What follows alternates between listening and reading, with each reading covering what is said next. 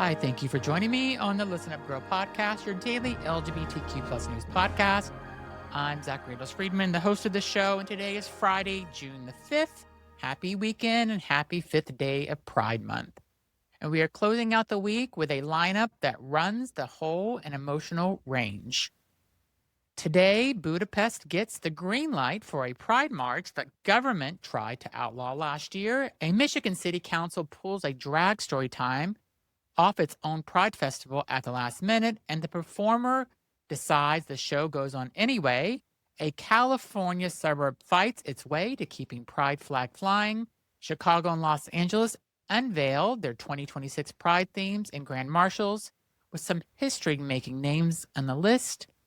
And we have a few more stories that we'll get into. But first, let's start with the Budapest Pride gets greenlit. So we start in Hungary. And for once, the news out of Budapest is good. Last year, the world watched the Hungary's government under then Prime Minister Viktor Orban pass a law and even amend the constitution to try to ban the annual Budapest Pride March, claiming it had to be stopped to protect children. They threatened fines. They talked about facial recognition to identify marchers. And then last June, somewhere between 180,000 and 200,000 people showed up anyway, in what organizers called the largest Pride March in Hungarian history. It became one of the biggest acts of public defiance the country had seen in years. Fast forward to now, Orban was voted out of office in April's election, replaced by Peter Magyar, a pro-European conservative who has voiced support for the freedom of assembly. And this week, Hungarian police confirmed that after the formal notification process and in-person consultation with organizers, they were, in their words, no grounds to prohibit the assembly. The 2026 march is officially clear to go ahead on June 27th. The European Green Party called it a hopeful signal for democracy and fundamental rights years after attacks on the LGBTQ plus community. And it's worth citing that a march that was branded illegal a year ago is now simply allowed. That is what showing up over and over can do. Next, a Michigan City cancels drag story time, and the show goes on anyway. Now to Madison Heights, Michigan, where a Pride Festival lost a piece of its own programming this week. The city council voted 4-3 to cancel a drag queen story time that was scheduled as part of the city's Arts and Prides Festival in Civic Center Park. They held a special meeting just to debate whether it belonged at the event, with the city attorney arguing the question was about children, not about drag. Council members said they couldn't guarantee their program would be family-friendly. Here's the part that makes that justification hard to take seriously. The performer, a drag artist named Jaden Black, had already been fully vetted by the festival's planning committee and the city's arts board. Her book and her outfit were pre-approved.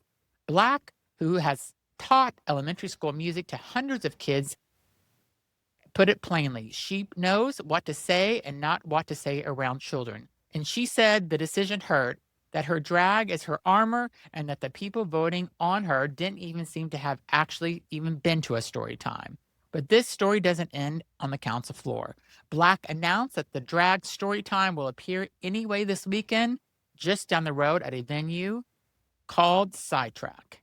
The council could pull her from one stage, but they can't cancel the story.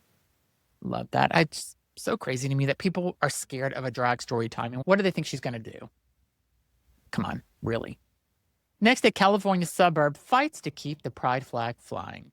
So staying with local government, but in a very different ending, this one out of San Ramon, California. Back in April, the city's annual resolution to recognize Pride Month and raise the pride flag was routine enough to be on a consent calendar until one council member pulled it for debate and cast the lone vote against it.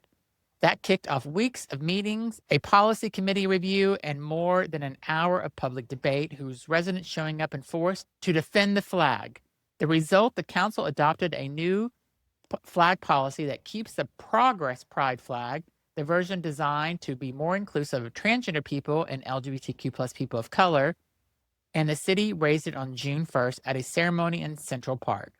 Under the new system, the city's flags get to be reviewed together once a year, so the community won't have to refight the battle every single spring. It's a small city and a small flagpole, But it's a reminder that a lot of this fights happen at a most local level, a council meeting on a Tuesday night decided by who shows up. It's insane to me that people are so up in arms and waste so many hours or days fighting about a pride flag. Fly the fucking flag. Let people be who they are. Next, Chicago and LA unveiled their 2026 themes and some history-making Marshals. Two of the country's biggest pride celebrations rolled out their 2026 plans this week, and the names on their list are worth knowing. In Chicago, the 55th annual Pride Parade steps off June 28th under the theme Free to be Proud. Organizers say it's about reclaiming Pride's founding purpose, that living openly and safely isn't guaranteed, it's fought for. The community grand marshals include longtime journalist and historian Tracy Bain, who was a documented queer life in Chicago for decades, and civil rights advocate Mona Noriega. Among the honorees is the Alliance of Illinois Judges, whose current president, Jill Rose Quim, is the state's first openly transgender judge and elected official. Out in Los Angeles, the 56th annual parade hits Hollywood on June 14th under the name Rise with Pride. This year's grand marshals are NA-winning actor and comedian Jeff Hiller, who I love, of Somebody Somewhere, as a celebrity grand marshal, and then Mia Yakamondo as a community grand marshal, and the late Shirley Raines as the icon grand marshal. Yagamoto's story alone deserves a moment. She's a transgender civil defense attorney and civil rights activist who was born in a Japanese-American internment camp during World War II and went on to serve in the U.S. Army. That's the kind of life that holds half a century of American history in it. 2 cities, 2 themes, 1 message, still here and still proud. Next, remembering a small town teacher who mattered. So this one is short and it's just a piece of history. At a pride raising flag in Healdsburg, California this week, attendees held the story of Larry Berner, a 2nd grade teacher who back in 1978 was outed as a gay man and became almost by accident a local hero of tolerance. The timing matters. 1978 was the year California's voters faced the Briggs Initiative, a ballot measure that would have allowed school districts to fire teachers simply for being gay or for supporting gay rights. It was defeated, but for the teachers who were caught in the middle of it, that fight was deeply personal and deeply public. Nearly 50 years later, a town gathered to raise a flag and say his name. That's what Pride does, that a parade can't alone. It remembers the people who didn't have a parade to march in and made our marches possible anyway. I love that. Next, what's new to stream this weekend? And because it's Friday, let's end with something to watch. Pride Month has always been a wave of queer content for streamers, and this weekend has a few new arrivals. Netflix drops Office Romance today, a film with a notably queer cast. Over on HBO Max, critics are buzzing about a new Polish drama, and there are a couple of new Thai BL, that's Boys Love series, landing as well. Now, on one honest note, some critics have pointed out that this is a thin year for new scripted content centered on queer women and trans characters specifically, a real gap worth naming, even in the month that's supposed to be ours. Visibility isn't just about parades, it's whether we get to see ourselves in stories that get made.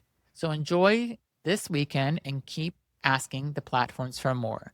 And if you're in Boston, Pride happens this weekend in Boston, so make sure you attend and look for me in the crowd. So that's your Friday.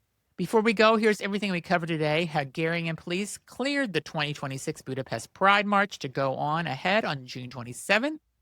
Madison Heights, Michigan canceled a pre-approved drag story. However, the story is still going to happen at a new venue. San Ramon, California adopted a new flag policy that keeps progress flag flying. Chicago and LA announced their 2026 themes and grand marshals. And we wrapped up with new queer content that hits streamers this weekend.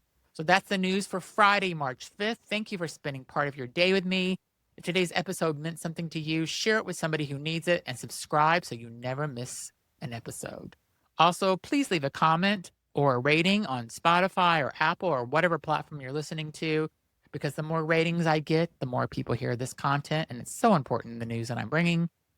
This is Zach Randall. This has been Listen Up Girl. Take care of yourselves and take care of each other. And I'll be back tomorrow with more LGBTQ plus news. Thanks for listening.